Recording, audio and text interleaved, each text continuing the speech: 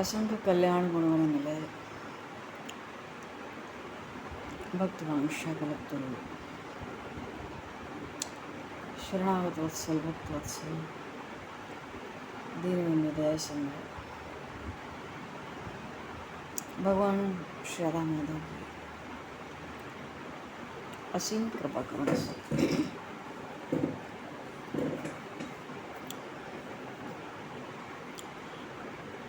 हनुमान जी महाराज की भावनीय उपस्थिति में महापुरुषों की भावमयी सन्निधि में एवं आप सभी श्रद्धालु भक्त वैष्णव की मंगल सन्निधि में मानव जीवन का सर्वोत्कृष्ट फल भगवत गुणगान भगवत स्मरण का आनंद हम सभी भगवान श्री कृष्ण की दिव्य लीलाओं के माध्यम से प्राप्त करने जा रहे हैं। सर्वप्रथम आप सभी भक्तजनों की श्री शरणों में भगवत भाव से सादर वंदन सादर नमन। आप सभी को यथा योग्य जय श्री राम, जय श्री राधे हरीश्वर, जय श्री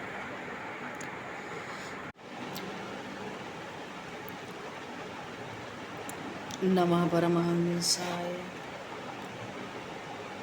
स्वागत चरण कमल जिनम करंदाय भक्त जनमानस निवासाय श्री रामचंद्राय वंशी विभूषित करान्नवनीरदाभाय पीताम्बराधर्मकुम्भ फलाधरुष्ठात् पूर्णेन्दु सुंदर मुखादर वंदने प्रातः कृष्णात् परं किमपि तत्त्वमहं न जानामि कृष्णात् परं किमपि तत्त्वमहं न जानामि।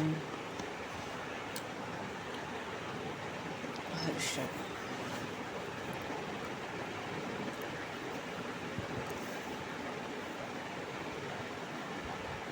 पूर्व प्रसंग में ब्रज की व्यथा का बहुत संक्षेप में हम लोगों ने दिग्दर्शन किया और उधर मथुरा में उद्धव जी संदेश लेकर आए, लौटे।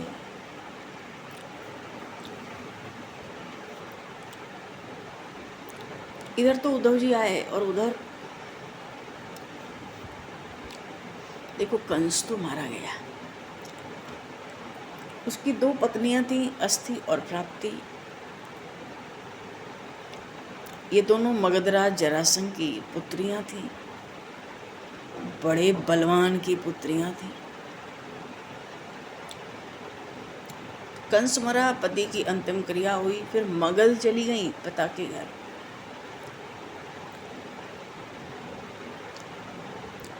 मथुरा से जा रही थी तो किसी से कहा नहीं, किसी से पूछा नहीं, लगभग छिप कर ही रथ पर मथुरा से मगध को निकल गई थी। उसी समय उन दोनों कन्याओं के भीतर बड़ा मन में बड़ा रोष था। क्या रोष था कि हमारे पति भोजराज कंस को मारकर उनका शव घसीटते रहे कृष्ण और यदुवंशी बैठे देखते रहे। किसी ने मना नहीं किया। वो कहती हैं ऐसा लगता था मानो कंस कोई सम्राट न होकर कोई पशु हो। पशु के शव का भी इतना अपमान नहीं किया जाता। हम तो रोती भी लगती नहीं, हमारी ओर ध्यान देने वाला कोई था नहीं। अब हमारे मथुरा में कौन बैठा है? गई और पिता को जितना बना बढ़ा चढ़ाकर ही कंस के अपमान, उसकी हत्या और उसके शव के अपमान की बात सब सुना दिया। मानो जरासंध को भली भांति भड़काया। और उधर कंस, भाई जरासंध तो क्रोध से उन्मत्त कहता था मथुरा का नाम मिटा दूंगा मैं पृथ्वी पर से। लोग भूल जाएंगे कि इस धरा पर कोई मथुरा नाम का नगर कभी था और कभी कोई यदुवंशी जाति भी रहती थी। मथुरा के खंडहरों का भी चिन्ह भी रहने नहीं दूंगा मैं। मनो क्रोध इतना है कि अनर्गल बात। बलवान था बहुत जरासंध, मनस्वी था। ज़्यादातर जितने राजा थे पृथ्वी पर उसको अपना अग्रगण्य मानते थे।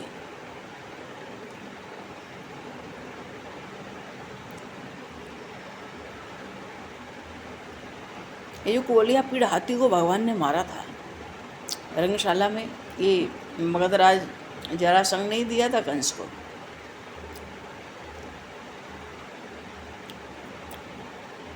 तो अब मथुरा पर आक्रमण तो इसको करना था।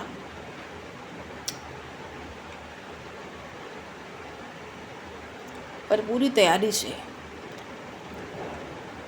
ये थोड़ी कि क्रोध के आवेश में तुरंत चल पड़ो, नहीं। जितने उसके सहायक थे, समर्थक राजा थे, सबको उसने समाचार भेजा अधिक से अधिक सेना लेकर, जितनी जल्दी सब आ सकें। जैसे रामावतार में भगवान ने सुग्रीव जी को कहा तो हनुमान जी और सुग्रीव जी ने सब वानरों को जगह जगह भेजा, अपनी अपनी सेना लेकर आ जाओ, युद्ध होना है। ऐसे ही जरासंध ने संपूर्ण पृथ्वी से प्रायः सब बलवान राजाओं को सेनाओं के साथ शीघ्र बुला लिया। क्यों? उसने कह दिया था, सब जगह उसने पत्र भेजे और स्पष्ट कर दिया, जो इस समय नहीं आएगा मेरे पास मैं उसको मित्र नहीं मानूंगा। फिर तो आ नहीं जा सबको, बड़ा बलशाली राजा भी है।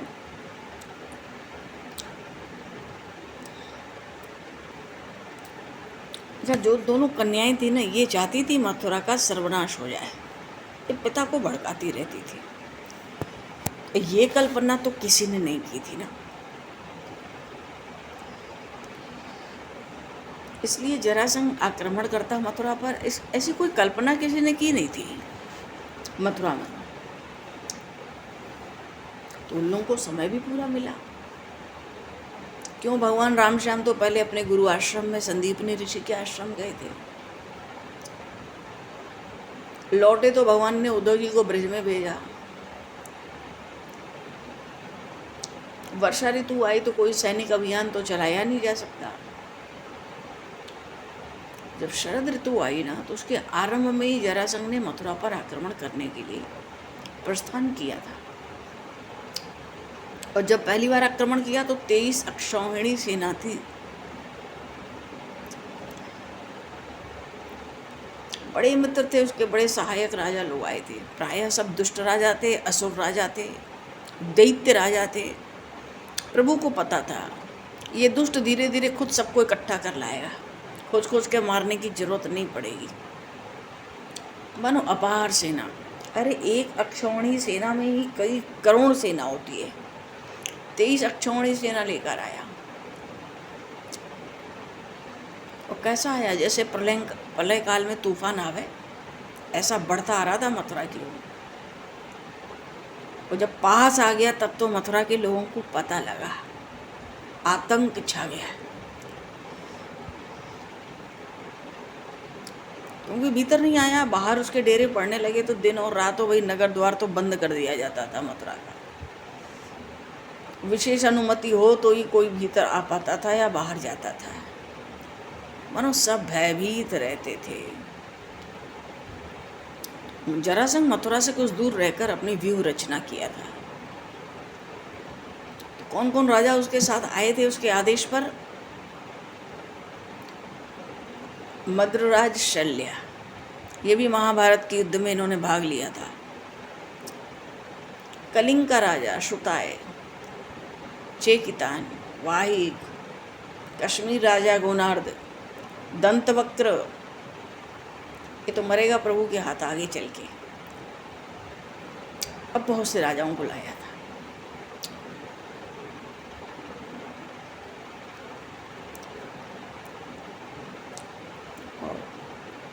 उसमें वो रुक्मी भी आया था, भोजाधिपति, सब बटोर लाया था अपने, विदुरथ को, भूरिश्रवा को, शतधन्वा को, कुरुमत्त को।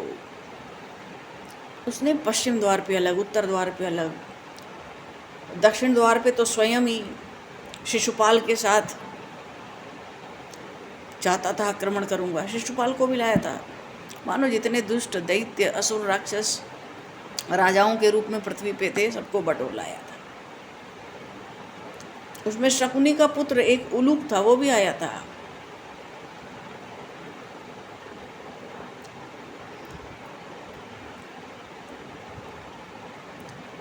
सुनते हैं वहां जयद्रथ को भी लाया था, छत्रधर्मा को भी लाया था, कैकेयी के राजकुमार को भी लाया था।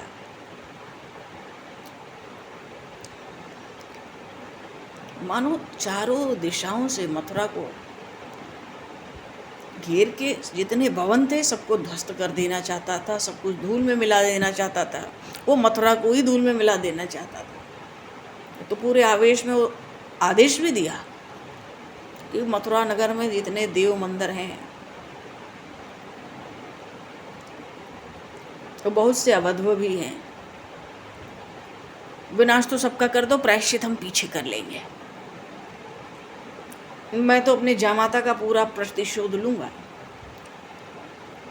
मथुरा में रहने वालों को किसी का चिन्ह मत छोड़ना, कोई किसी पर दया नहीं करेगा। विनाश, केवल विनाश, और विनाश का महातांडव, ये मैं देखना चाहता हूँ।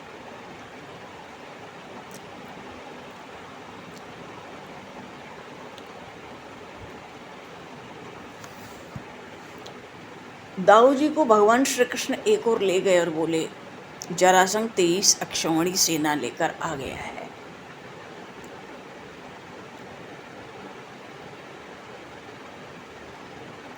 और बोले भगवान शंकरषण से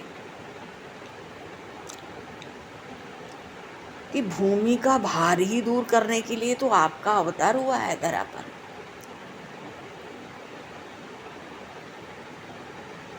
तो ये जो 23 अक्षौहिणी सेना भार बन गई है, इसको तो अभी दूर कर देना है। पर ये जो जरासंध है ना, ये अच्छा माध्यम है हम लोग का।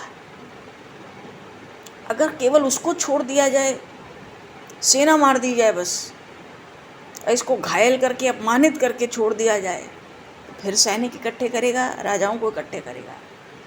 उसको छोड़ देना उचित रहेगा। इतने में भगवान श्री कृष्ण ने दृष्टि उठाई आकाश की ओर, और गंभीर होकर भगवान ने देखा तो 2 प्रकाश से पुंज रथ उतरते हुए दिखे। दाऊ जी से ठाकुर जी ने कहा, ये लीजिए, आपका तालत ध्वज का दिव्य रथ आ गया, और आपके जो प्रिय प्रिय अस्त्र शस्त्र हैं, हल मूसल, इसमें सब रखे हुए हैं। जैसे भगवान दिव्य हैं, धाम दिव्य होता है, भगवान का जो रथ उतर के आया, क्योंकि अब असुरों का संहार होगा धीरे धीरे। उतर के आया आकाश से दोनों रथ। और जब भगवान ने प्रयाण किया द्वारिका में, प्रवास क्षेत्र में, ये दारुक चलाता था उस रथ को, दारुक के सामने वो रथ ऊपर चला गया। बहुत सुंदर घटना घटी, बहुत सुंदर लीला वहाँ भी। अभी तो उतरा, क्षण भर नहीं लगा, उस रथ में बड़े दिव्य घोड़े जुड़ गए, बड़े अस्त्र शस्त्र दिव्य दोनों रथ पर भरे पड़े थे। श्री शंकरषण का जो रथ था, उसकी ताल की ध्वजा थी, चारों श्वेत श्याम कर्ण वाले घोड़े। और भगवान का जो रथ था दिव्य रथ, उस पर गरुड़ जी की ध्वजा थी। गरुड़ध्वज तो भगवान का नाम है। सारथी भी आया दारुक, रथ को लेके भगवान के, हाथ जोड़कर भगवान वासुदेव के चरणों में मस्तक झुकाया।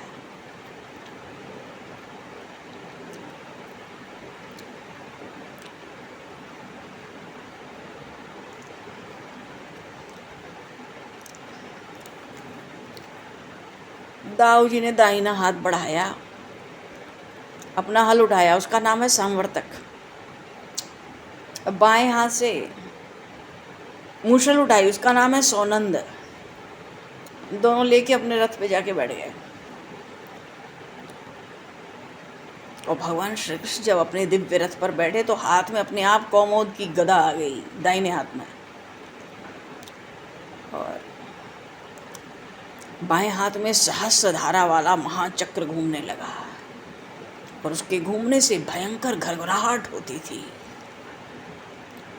और इसी क्षण अपने दिव्य रथ पर चक्र को धारण करते ही भगवान मथुरा में चतुर्भुज हो गए। बोलिए भगवान वासुदेव की, श्री चतुर्भुज नारायण भगवान श्री कृष्ण की जय। और चतुर्भुज होने के बाद भगवान फिर चतुर्भुज ही रहे, चतुर्भुज हो गए।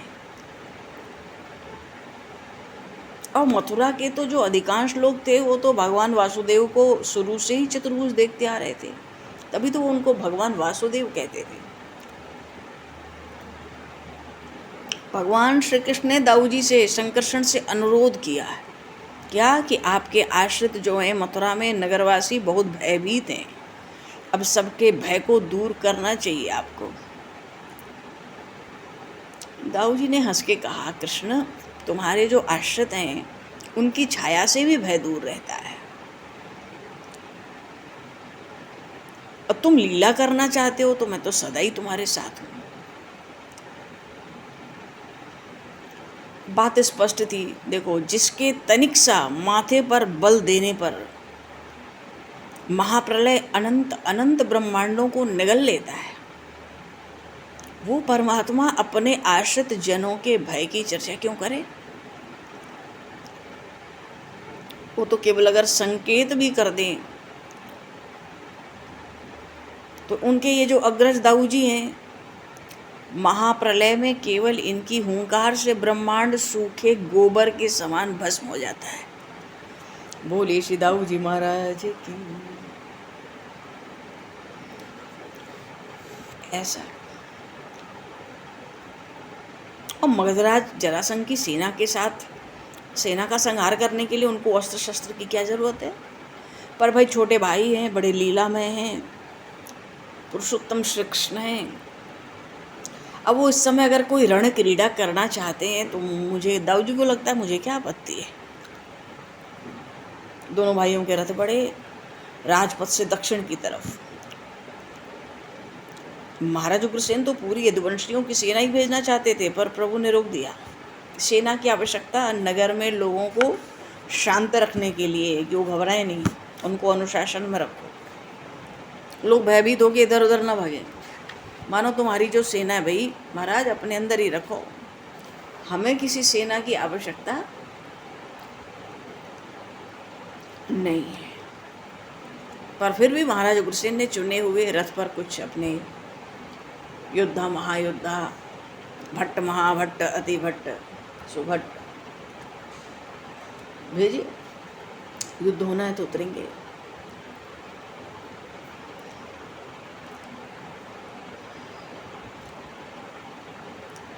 प्रभु रथ, जितने रथ पर बड़े बड़े वीर आए उनको लेके प्रभु आगे बढ़े, और जितने आगे बढ़े थे महाराज उग्रसेन के कहने से जो रथ आए थे मथुरा से भगवान श्री कृष्ण बलराम की सहायता के लिए, प्रभु आगे बढ़ते ही उन सबको आदेश दे देते हैं, भाई अब तुम सब जो है केवल ये जो मेरे अग्रज है ना दाऊ जी, इनके रथों के पीछे रहना, युद्ध में कोई आगे नहीं बढ़ेगा। हाँ, हमारे रथों के पीछे की ओर से कोई आक्रमण ना करे, इतना सावधान रखना। मानो स्पष्ट कह दिया, तुम लोग को कुछ करने उड़ने की आवश्यकता यहाँ नहीं है। यहाँ तो आकाश मार्ग से दिव्य रथ उतरे हैं। आज पहली बार भगवान मथुरा में चतुर्भुज हुए। दर्शन करने वालों को आनंद छा गया। पहली बार भगवान श्री कृष्ण के बाएं हाथ में सहस्त्रधारा का वो चक्र ऐसी भयंकर गड़गड़ाहट से घूमने लगा, दौड़ने लगा।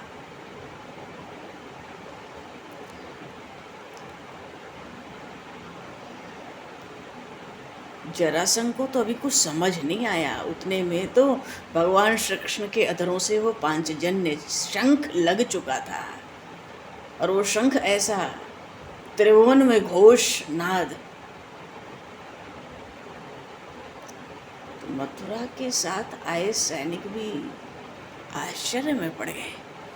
खड़े होते देरी नहीं, श्री कृष्ण ने शंख भी बजा दिया, मानो युद्ध आरंभ करो।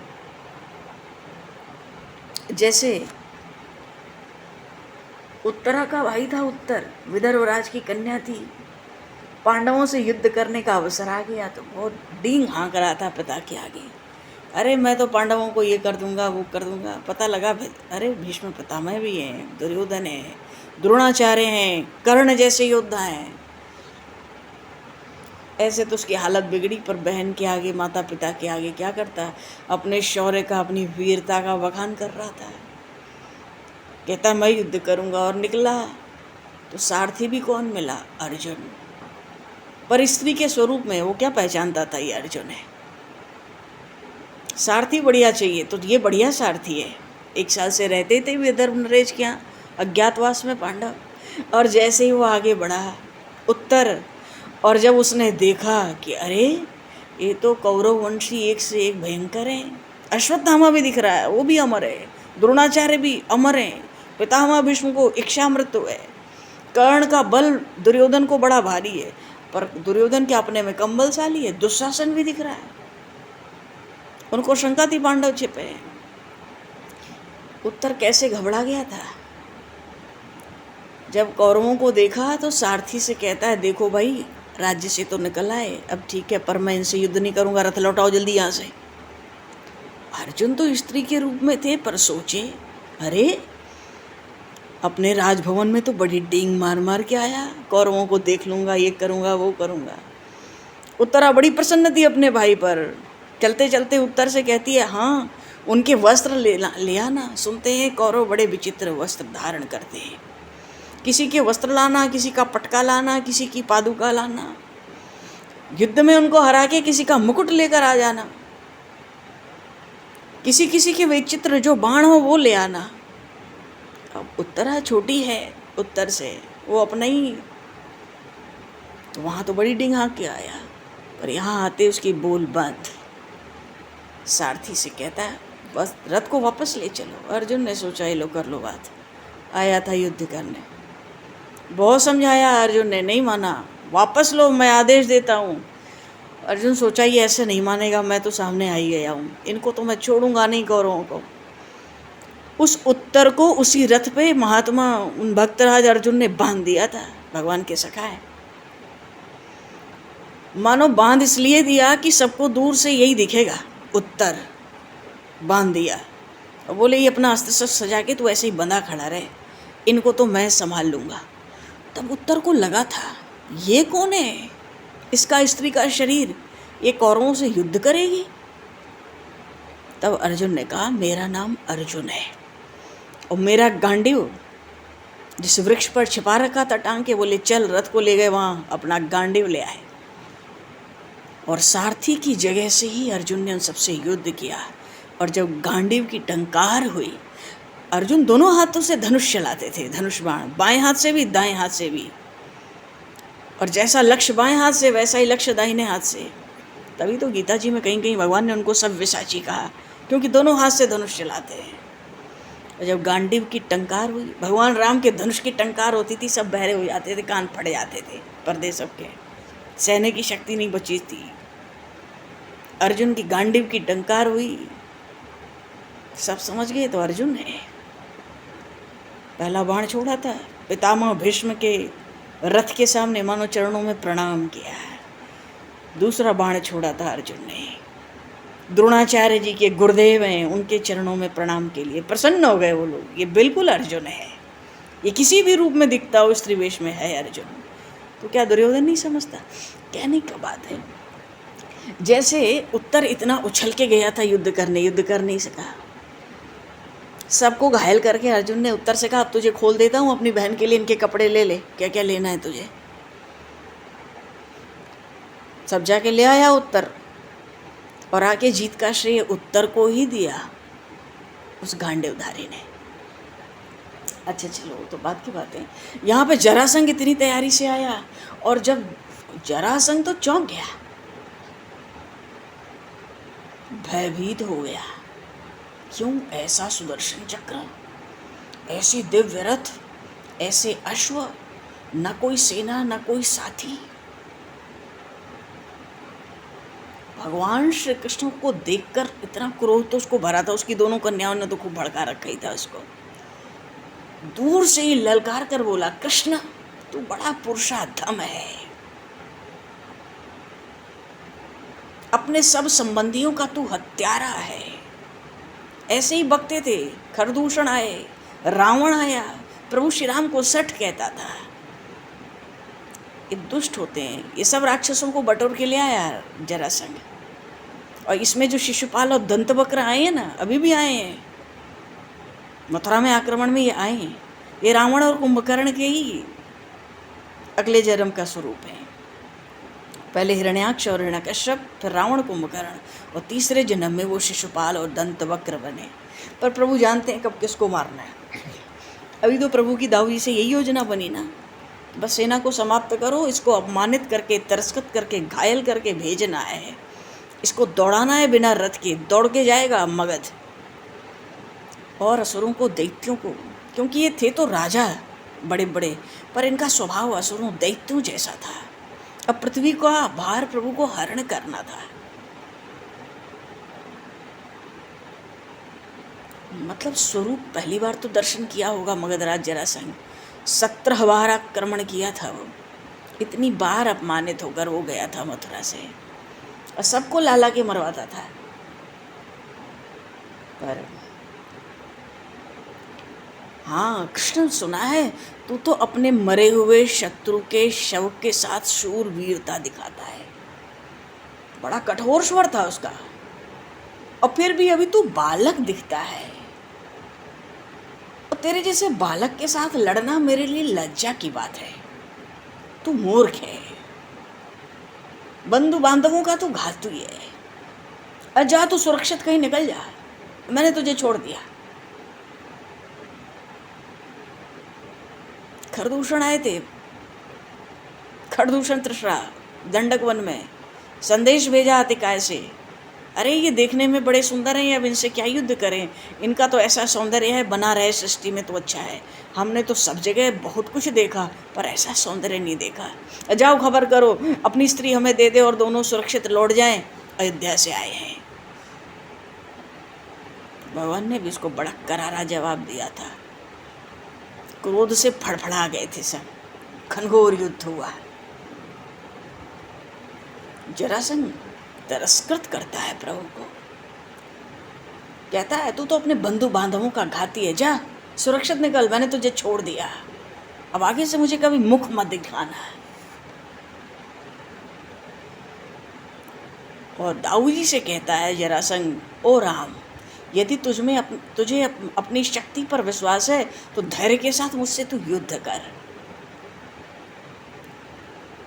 जरासंध ने श्री बलराम जी की ओर मुख किया, वो जानता ही नहीं है भगवान शंकरषण, ये भगवान अनंत ऐसे, इनको संहार करने के लिए अस्त्र शस्त्र की आवश्यकता कहाँ पड़ती है। महाप्रलय आवे तो उस महाप्रलय में केवल एक खूंकार लगा देना दाऊ जी, हाँ, तो ब्रह्मांड भी सूखे गोबर की तरह भस्म हो जाता है। ये कहता है धैर्य से मेरे साथ युद्ध कर, तू आ जा, ये तो बच्चा है। दाऊ जी को देख के कहता था, या तो मुझे मारो या मेरे बाण तुम्हारे शरीर को छिन्न भिन्न करके तुमको अभी स्वर्ग भेज देंगे। तुम यहाँ से सुरक्षित नहीं जा सकती, तुम्हारे छोटे भाई को तो मैंने दे दी है सुविधा, तुम नहीं जा सकती।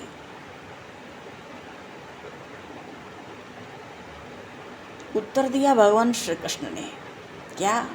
ओ राजन, ओ मगधराज, जो शूरवीर पुरुष होते हैं ना, अनर्गल प्रलाप नहीं करते, बकवास।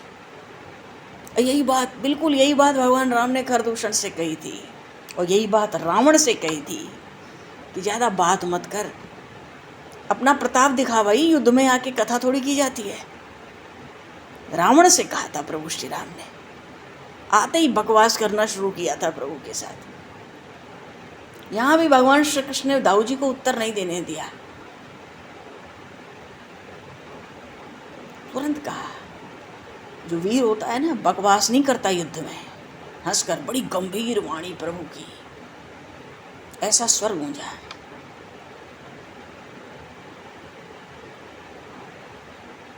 भगवान ने कहा, तू तो व्याकुल है, मृत्यु तेरे मस्तक पर आ गई है, इसलिए तेरी बकवास पर हम ध्यान नहीं देते। अब तो क्रोध से कांपने लगा, बड़ा चिल्लाया वो कि ये दोनों विनीत तो है नहीं, इनमें सौम्यता, सरलता, विनय तो है नहीं।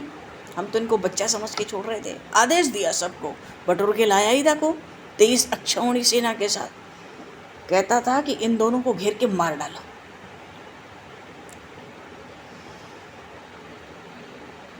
अब मथुरा के भैया सब भवन पे तो सब चढ़े हैं, वहाँ के नगर के स्त्री पुरुष सब दृष्टि लगाए खड़े हैं, क्योंकि सेना तो अंदर रुकवा दी है प्रभु ने।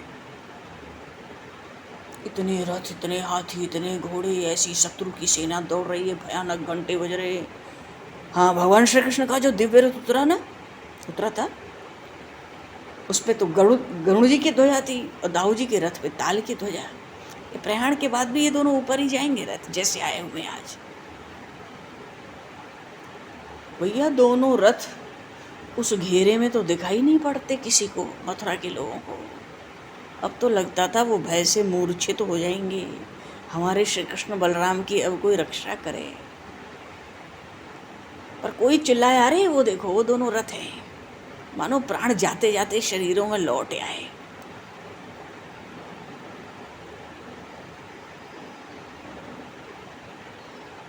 पर जो उस रथ पर चढ़कर भगवान श्री कृष्ण और भगवान शंकर ने युद्ध किया, उसको समझने में की शक्ति किसी में थी नहीं, क्योंकि उन रथों में इतना प्रकाश था, वो ऐसे प्रकाश के पुंज थे। क्षण भर में जरासंध की जो व्यूह थी ना, व्यूह रचना कर रहा था ना बहुत दिनों से मथुरा के बाहर, तुरंत ही ध्वस्त हो गई। मगधराज जरासंध ने असंख्य युद्ध जीते थे, किए थे और जीते थे, पर आज का ये युद्ध, वो ज्योतिर्मय रथ ऐसा चारों तरफ घूम के सेना को काट रहा था, विध्वंस कर रहा था, इतना प्रकाश था कोई लक्षित ही नहीं कर पाता था भगवान श्री कृष्ण बलराम को। कहाँ अस्त्र शस्त्र चलावे,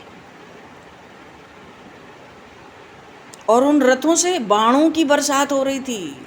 हजारों लाखों करोड़ों बाण उन रथों से बरस रहे थे, पर कोई दिखे ही नहीं इतने प्रकाश में, तो लक्ष्य कहाँ करें। जरासंध की जो हाथियों की सेना थी, अजेय थी भारतवर्ष में उस समय। उनके तो आसूण कटे, दांत टूटे, अतिशय घायल होके भागने लगे हाथी।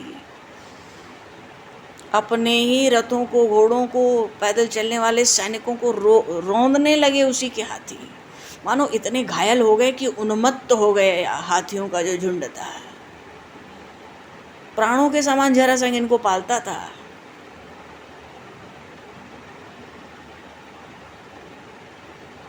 इतना हार गया अंदर से कि जिनको प्राणों से बढ़कर पालता था, सब सैनिकों को आदेश देता है कि इन गजों को मार डालो। क्यों, सारी सेना को ऐसे ही मार डालेंगे ये, और वैसे भी ये घायल हो चुके हैं। कितना निराश हुआ होगा जरासंध उस समय, और दूसरा कोई उपाय भी तो नहीं था। सोचता था कि वसुदेव के ये दोनों पुत्र ऐसे रथ दौड़ा रहे मानो मथुरा नगर की परिक्रमा कर रहे हैं, चक्र के आकार की गति से घूमते ही जा रहे हैं, इनके रथ तो रुक ही नहीं रहे हैं।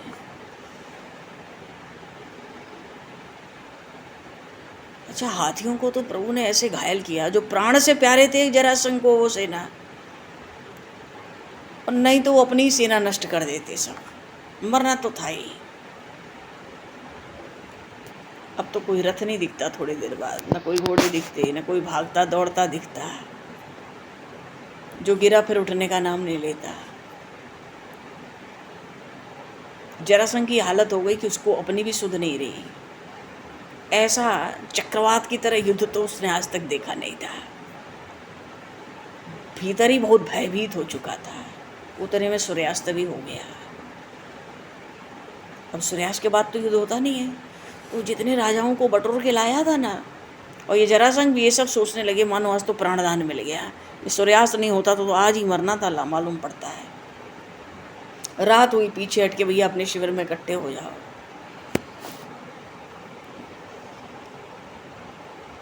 सेना में ऐसा कोई नहीं था जिसको बाण ना लगा हो। राम रावण युद्ध होता था, राम जी जब बाण चलाते थे ना, तो एक एक राक्षस के 100 टुकड़े हो जाते थे। ऐसा चित्कारते थे मानो बादल फट जाए। ऐसी भीषण गर्जना करते थे कराहते हुए वो राक्षस। ऐसी जरासंध की सेना प्रभु ने छिन्न भिन्न करी। और रात हुई तो प्रभु दाऊद जी के साथ नगर के भीतर। उनके तो किसी भी सैनिक को एक भी बाण नहीं लगा। क्यों? सैनिकों को तो नगर के अंदर रखा था। जो योद्धा आए थे कह दिया था दाऊद जी के रथ के पीछे रहना, आगे कोई नहीं आएगा, इनको तो हम देख लेंगे। मानो वो तो केवल दर्शक बने हुए थे। आज मथुरा के वासियों ने उन भगवान वासुदेव का अद्भुत युद्ध कौशल रण पराक्रम सुना और सबको सुनाया। पूरे नगर के लोगों ने घेर लिया कि क्या, मानो पूरी रात बड़े उत्साह से भगवान का जो रण कौशल है कि ये युद्ध कैसे करते हैं उसी की चर्चा होती रही।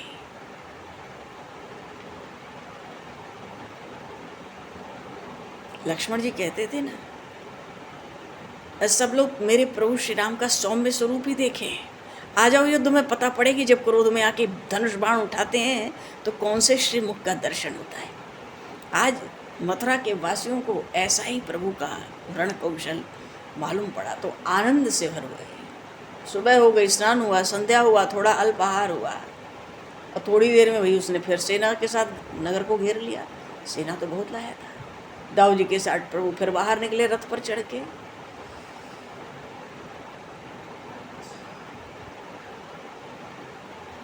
तो जो मथुरा की रथवाहिनी होती थी, भाई वीरों को ले चलो, क्यों युद्ध तो नहीं करेंगे, युद्ध का दर्शन तो करेंगे, ये भी तो देखें रथ पर चढ़ के युद्ध किया कैसे जाता है।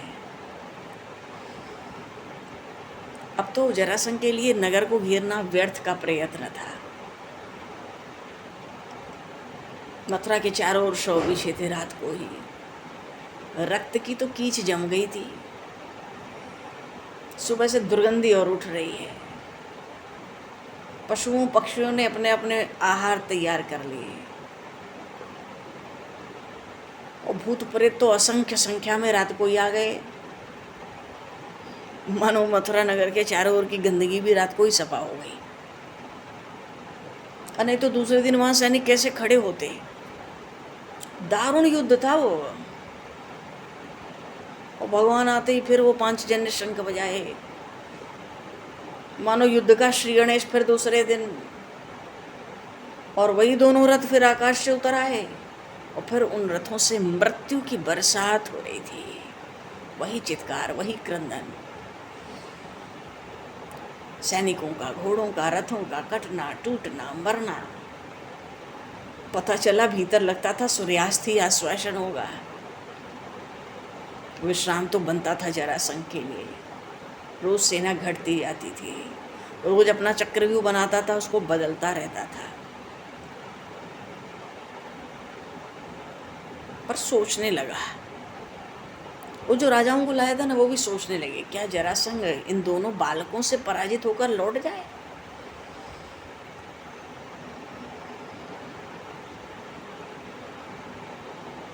अच्छा, जरासंध के संग जो और राजा आए थे वो सोचते थे अगर हम यहाँ से लौटकर भागें जान बचाकर तो ये जरासंध हमें निश्चित अपने जेल में डाल देगा।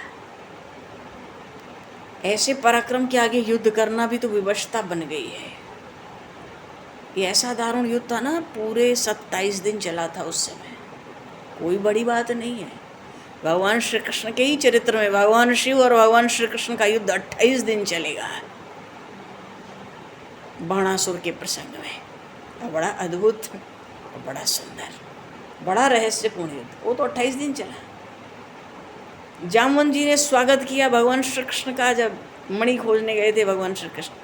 वो भी सुनते हैं 32 दिन युद्ध चला और 32वें दिन प्रभु को पहचाने जामवंत जी, कहीं आप हमारे स्वामी श्री रघुनाथ जी तो नहीं है।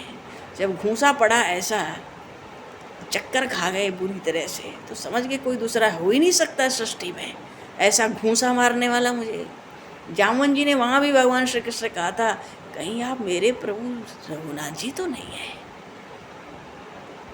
भगवान श्री कृष्ण ने जामवंत जी से कहा था, वो तो सब ठीक है पर 32 दिन तुमने बड़ी स्वागत सत्कार किया। पत्थर, ईंट, पहाड़, पर्वत, तरह तरह के वृक्ष, शिखर, घूंसा, लात, यही सब तो चला इतने दिन युद्ध में। चरणों में गिरे थे जामवन जी। अच्छा, भगवान युद्ध भी करते हैं तो बड़ा विचित्र युद्ध करते हैं। चलो, 27 दिन का ये युद्ध, कितना धैर्य रखेंगे आए हुए राजा। और उनके पास तो शारंग धनुष है उन भगवान श्री कृष्ण के पास, और उससे जब बाणों की बरसात होती है तो उन राजाओं को सूर्यास्त देखने के लिए भी जीवित नहीं रहने देती है। जितने सैनिक थे, जितने सेना नायक थे, सब मारे जा चुके थे। सब राजा भाग खड़े हुए थे, रथ इधर उधर भाग गए थे। बहुत दूर जब वे मथुरा से निकल गए तब आपस में इकट्ठे होके मिलकर कुछ निश्चित करके वो चले गए होंगे लौट के। हाँ, जरासंध भिड़ा था दाऊ जी के साथ युद्ध में। आज तो उसको पता ही नहीं चला जरासंध को सेना कब मारी गई, कब उसके साथी भाग गए, कब उसका सारथी मारा जा चुका है, उसके सारे घोड़े मारे जा चुके हैं। श्री कृष्ण ने सबको मार दिया। रथ से गदा लेकर कूदा था वो। बलराम जी ने रथ से कूदकर सामने आए और फिर तो जो द्वंद्व युद्ध हुआ, गदा युद्ध। अच्छा, गदा युद्ध का आचार्य है ये जरासंध। भीमसेन इससे सीखे थे गदा युद्ध। गदा युद्ध का परमाचार्य है, पर उसका पाला पड़ा किससे? आज दाऊ जी से। अंत में उसकी गदा टूटकर गिर गई। झपटकर दाऊ जी ने उसके बाल पकड़ लिए, जैसे वरुण पास हो ऐसे रस्सी में उसको बांध लिया। भगवान श्री कृष्ण दौड़े, बड़े भाई का हाथ पकड़ लिया, अरे इसको छोड़ दे। अब दाऊ जी छोड़े तब तो बार बार प्रभु कह रहे हैं, आवेश शांत नहीं हो रहा है दाऊ जी का। भगवान श्री कृष्ण कहते हैं अब इसको छोड़ दो आप। क्यों? अरे हमारे प्रयोजन की पूर्ति का माध्यम है ये, बड़ा उत्तम माध्यम है। तब दाऊ जी ने श्री कृष्ण की ओर देखा, जरासंध को धक्का देके दूर फेंका। उठा जरासंध, मस्तक झुकाया था, कोई नहीं बचा था, सब भाग चुके थे, सब मर चुके थे, राजा भाग चुके थे। पैदल पैदल लौटा था ये।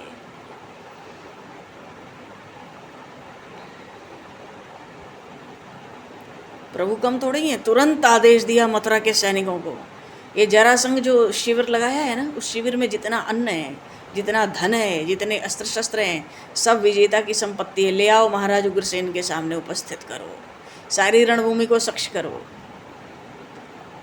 हर्ष से उन्मत्त होकर वहाँ की जो प्रजा थी उमड़ पड़ी। भाइयों का, दोनों भाइयों का स्वागत करते हैं। विजय महोत्सव प्रारंभ हुआ। भगवान शंकरषण की जय, भगवान वासुदेव की जय, भगवान शंकरषण की जय, भगवान वासुदेव की जय। ऐसे ही जरासंध ने 17 बार मथुरा पर आक्रमण किया था, और जितनी बार आता अपमानित होकर, तिरस्कृत होकर ही ये लौटा। बोलिए श्री कृष्ण बलराम की जय, श्री दाऊ जी महाराज की, श्यावर रामचंद्र भगवान की, श्री गौरी शंकर भगवान की, श्री हनुमान जी महाराज की। प्रसंग तो बहुत है, पर बड़े विस्तार में द्वारिका जाने की प्रस्तावना भी हो गई। कल मोहिनी एकादशी है, वैशाख मास का शुक्ल पक्ष द्वादशी तिथि का बहुत भारी महत्व है हमारे शास्त्र पुराणों में, और कल द्वादशी लग जाएगी।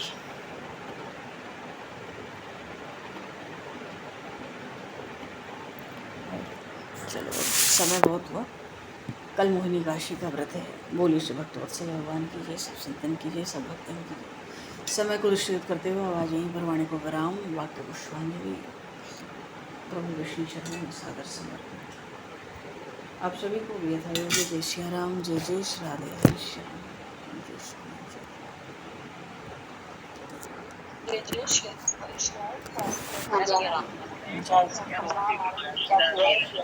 जय श्री राधे।